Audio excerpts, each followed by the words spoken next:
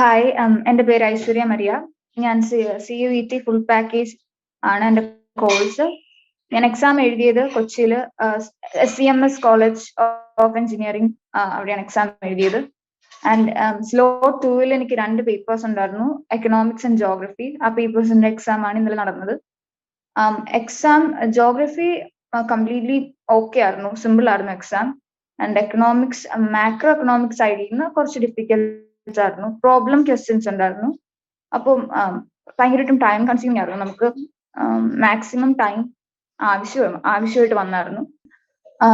അങ്ങനെ നമുക്ക് ചൂസ് ചെയ്യാൻ പറ്റുമായിരുന്നു ഏത് ടെസ്റ്റ് ആണ്, ഏത് പേപ്പറാണ് എക്സാം ആണ് ഫസ്റ്റ് എഴുതേണ്ടത്. അപ്പോൾ ഞാൻ ഫസ്റ്റ് ചൂസ് ചെയ്തത് ജോഗ്രഫി ആണ്. അപ്പോൾ കറക്റ്റ് 40 മിനിറ്റ്സ് ആയപ്പോൾ ആ വിൻഡോ ക്ലോസ് ആയി. നെക്സ്റ്റ് നമുക്ക് ചൂസ് ചെയ്തിട്ട് എക്കണോമിക്സിൽ നേരെ സ്ട്രെയിറ്റ് ആയിട്ട് എക്സാം എഴുതി. ബ്രേക്ക് ഒന്നും ഉണ്ടായിരുന്നില്ല.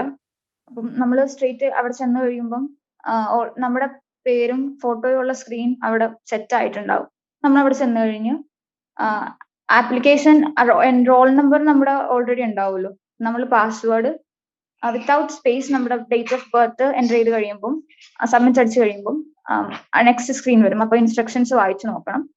അത് കഴിഞ്ഞ് എഗ്രി ചെയ്ത് ഓക്കെ ആയി. അത് കഴിഞ്ഞ് നെക്സ്റ്റ് പേജ് പോകും. എന്നിട്ട് കറക്റ്റ് എക്സാമിന്റെ ടൈം സ്റ്റാർട്ട് ആകുമ്പോൾ മാത്രമേ നമുക്ക് എക്സാം സ്റ്റാർട്ട് എന്ന ഓപ്ഷൻ ക്ലിക്ക് ചെയ്ത് കഴിയുമ്പോൾ നമുക്ക് എക്സാം തുടങ്ങും. ഡിഫിക്കൽട്ടീസ് അങ്ങനെ ഒന്നും ഫേസ് ചെയ്യേണ്ടി വന്നില്ല. ക്വസ്റ്റ്യൻസ് ആണെങ്കിൽ ജോഗ്രഫിയിൽ മെയിൻലി ഒരു population negative growth, positive growth എന്ന് പറഞ്ഞൊരു പീരീഡ് ഉണ്ട്. 1921 to 2011 വരെയുള്ള ഒരു പീരീഡ്. അതിന് ബേസ് ചെയ്ത് ഒരു റിപ്പീറ്റഡ് ആയിട്ടൊരു 3 ക്വസ്റ്റ്യൻസ് അങ്ങനെ തന്നെ ഉണ്ടായിരുന്നു. പിന്നെ എക്കണോമിക്സിലും മാക്രോ എക്കണോമിക്സിൽ നിന്ന് MPC, MPS അങ്ങനെ ഒരു പ്രോബ്ലം സോൾവിങ് ഉണ്ടായിരുന്നു. അത് മാത്രമേ ഇപ്പൊ ഞാൻ ഓർക്കുന്നുള്ളൂ.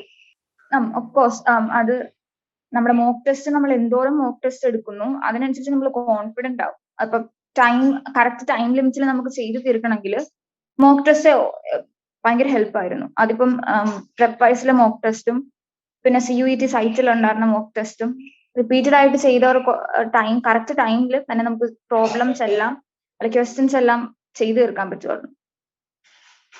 പിന്നെ നെഗറ്റീവ് മാർക്ക് ഉള്ളത് കൊണ്ട് നമുക്കിപ്പം കോൺഫിഡന്റ് ആയിട്ട് ഒരു ക്വസ്റ്റ്യൻ അറിയത്തില്ലെങ്കിൽ ലീവ് ചെയ്യാൻ പറ്റും.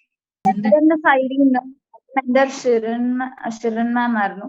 മെന്ററിന്റെ സൈഡിൽ നിന്നുണ്ടായ മോട്ടിവേഷനും എല്ലാം ഭയങ്കര കുറച്ച് ഡൗട്ടിലായിരുന്നു. ഞാൻ എക്സാം എഴുതണോ, കോൺഫിഡന്റ് ആയിരുന്നില്ല. അപ്പം മെന്റർ ഭയങ്കരമായിട്ട് ഹെൽപ്പ് ചെയ്തായിരുന്നു എന്നെ. Doubt clearing sessions of course, പിന്നെ മെന്റർ, ഒരു പേഴ്സണൽ ആയിട്ട് നമുക്കൊരു മെന്റർ ഉള്ളതും നല്ലതാണ്. അത് തന്നെയാണ്. അങ്ങനെ ഉണ്ടെങ്കിൽ നമ്മളിപ്പോ നീറ്റ് എക്സാമിന്റെ മോഡലിലാണ് ഇപ്പൊ നമ്മൾ എൻട്രൻസ് എക്സാം എന്നാണ് എല്ലാവരും. പേഴ്സണലി ഞാൻ അങ്ങനെയാ കരുതിയത്. ഇപ്പം ഡ്രസ് കോഡ് ആണെങ്കിലും അവിടെ ഭയങ്കര സ്ട്രിക്റ്റ് ആയിട്ടായിരിക്കും അവിടെ എക്സാമിന് ഡ്യൂട്ടി ഉണ്ടായിരുന്ന ടീച്ചേഴ്സ് എല്ലാവരും പെർഫോം ചെയ്തിരിക്കുന്ന നമ്മളൊരു ബയസ്ഡ് ആയിട്ടുള്ള നമുക്കൊരു ഐഡിയ ഉണ്ടാവും. പക്ഷെ അങ്ങനെയൊന്നും ആയിരുന്നില്ല. CUET എനിക്ക് തോന്നുന്നു ഫസ്റ്റ് ആയിട്ടായിരിക്കും ഇങ്ങനെ ഒരു കോമ്പറ്റീറ്റീവ് എക്സാം ഇത്രയും കുറെ യൂണിവേഴ്സിറ്റീസ് പാർട്ടിസിപ്പേറ്റ് ചെയ്യുന്നതുകൊണ്ട് ആയിരിക്കും അവർ കുറച്ചും കൂടി ഫ്രീ ആയിരുന്നു. ഭയങ്കര പ്ലീസിങ് ആയിരുന്നു അവരുടെ സൈഡിൽ നിന്നുണ്ടായ പെർഫോമൻസസ്. അപ്പൊ അങ്ങനെ ടെൻഷൻ ഒന്നും ഇല്ലാണ്ട് കൂളായിട്ട് പോയി എക്സാം എഴുതാം.